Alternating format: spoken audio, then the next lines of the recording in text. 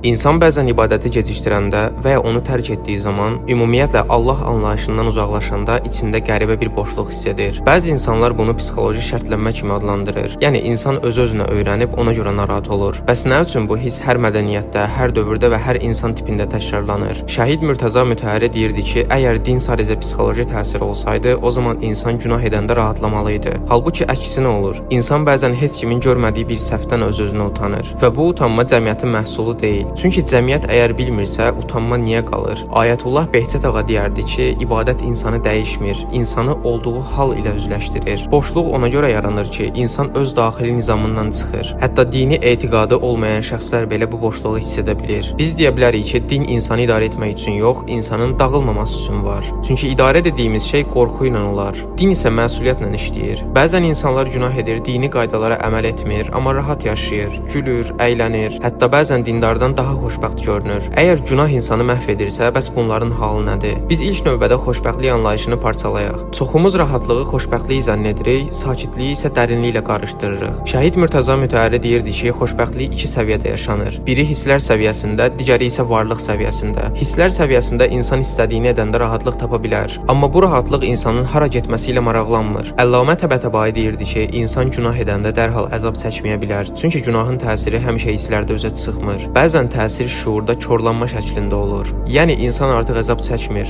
amma artıq dərin suallar da vermir. Ayətullah Behçət ağa deyirdi ki, Allah bəzən insanı cəzalandırmır, onu öz halına buraxır. Bu ən təhlükəli mərhələdir. Çünki artıq günah narahat etmir, vicdan səs vermir. Bu nöqtədə insan özünü yaxşı hiss eləyə bilər. Amma bu yaxşılıq sağlamlıq əlaməti yox, hissiyatın keyməsidir. Və burada çox mühüm bir həqiqət var. Həqiqi xoşbəxtlik insanın öz varlığı ilə ziddiyyət yaşamamasıdır. Əgər insan daxildən parçalanıbsa, o gülsə də bütöv deyil.